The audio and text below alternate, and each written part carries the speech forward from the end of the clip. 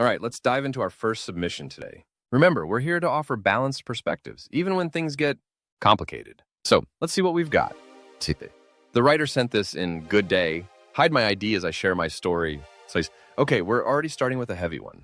Anonymity requested, always a sign of a situation with high stakes. I put my wife at risk and my unborn baby at risk because of unprotected with someone outside of my marriage. Right off the bat, we have a major breach of trust, a fundamental violation of the marital bond. This isn't just a mistake. This is a series of choices with devastating potential consequences. Let's be clear. I'm sorry and I've asked God for forgiveness. I love my wife. I was weak and fell into sin. The classic I love her but defense. It's a tale as old as time. While remorse is important, it doesn't undo the damage. Weakness is a factor, but it doesn't absolve responsibility. Actions have consequences. I didn't know I had until after my wife started feeling unwell. I had some sharp pain when I usually take herbs, maybe that blocked it. That was it. I love my wife. Self-diagnosis and attributing lack of symptoms to herbs. Ignoring potential symptoms shows a serious lack of judgment, especially when it comes to sexual health. And again, the I love my wife refrain. We get it, but the actions aren't matching the words. My wife then developed some unusual symptoms. We were worried, and after a visit to the doctor, that's when we knew. She tested positive for, and after we discovered the infection had caused her to go into premature labor. Luckily, we lived close to our hospital. Thank God for that. Our baby came early at just 32 weeks, and the doctor said that this was due to the infection started early contractions and some inflammation. I never realized how much one mistake could affect everything in our lives. I love my wife. This is where the situation escalates from bad to truly heartbreaking. The consequences of one person's actions have now directly impacted the health of both his wife and his newborn child. Premature labor at 32 weeks is incredibly serious, with potential long-term health implications for the baby. I never realized that was a painful admission, and frankly, it's too little, too late.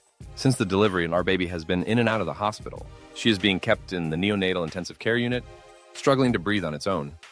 I was not even allowed to carry my baby. I started crying. She can't survive without help, and everyone won't even allow me in the room, even my own mother. I love my wife no matter what. You can hear the raw pain and regret in these words. The image of a father unable to hold his newborn, the baby struggling to breathe. It's a deeply emotional situation. It's understandable that emotions are running high and access is restricted. The doctors have said it's going to be a tough journey. My baby's lungs are underdeveloped, and they're being kept stable with a ventilator and medications to help with breathing and growth. They've told us it could take weeks for our baby to get strong enough to come home. My house is not a home anymore because my wife is not here. But honestly, every day is a battle, and the uncertainty is overwhelming. I know I messed up, but they won't let me see my own daughter. I love my daughter, and I love my wife. The medical reality here is stark. The baby faces a long and difficult road. The writer's feelings of guilt are compounded by the inability to be there for his child. This creates a complex dynamic where both the need for support and the consequences of the betrayal are in conflict. I can't explain how deeply sorry I am for what I've done. I want my wife back. I can't eat, I can't sleep, and it feels like my world is scattered. My wife's brothers are threatening me not to contact her. I realize now that I let my selfishness hurt her, and I'll do anything to make things right. I need to be there for her and our baby, but they won't even let me see my own child. I'm ready to do whatever it takes to make things work. I love my wife, and I will keep fighting for our family no matter how hard it gets. This can't be the end of our journey together. Her family is a roadblock, and they won't respond to anything I send or say. How can I get my wife back? She cut off all communication with me, her family don't allow me to go to the hospital, and this can't be the end of our story. I love my wife. If I don't make things right, can lose my mind or life. This final plea is filled with desperation and regret. The writer is facing the full weight of his actions. He's experiencing emotional turmoil, isolation, and the very real possibility of losing his family. The family's anger is understandable, but it creates a very difficult situation for everyone involved. Okay, now that we're done reviewing the post, let's break this down. This situation is a tragedy with multiple layers. The writer's actions were incredibly damaging and irresponsible. He betrayed his wife's trust, put her health and the baby's health at risk, and is now facing the consequences. His remorse, while perhaps genuine, does not excuse his behavior.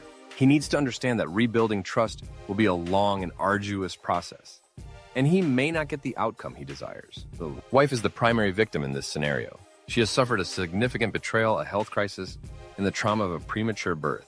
Her priority right now is her health and the health of her baby. She needs space and time to heal, both physically and emotionally. Her decision to cut off communication while painful is understandable in this context. The most innocent party involved, unfortunately, is the main victim of the writer's foolishness.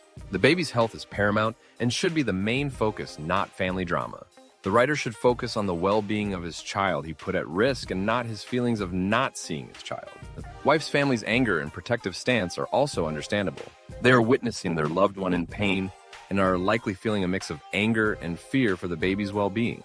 However, completely blocking communication may not be the most constructive long-term solution. Moving forward, here's what I see as crucial. The writer must take full responsibility for his actions, without making excuses. Trust takes time, possibly years. There are no quick fixes. Individual therapy for the writer to address the underlying issues that led to this behavior, and couples therapy for the couple, if the wife is willing, are crucial. Baby's health and well-being must be the top priority. The adults need to find a way to communicate, even through a mediator, to ensure the baby receives the best possible care.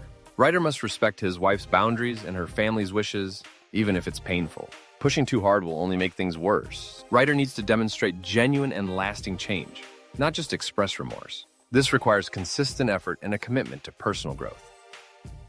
Okay, guys, that wraps it up. There's been a lot to unpack there. What's your take? Comment below. If you want more balanced reactions and insights, like and subscribe. See you next time.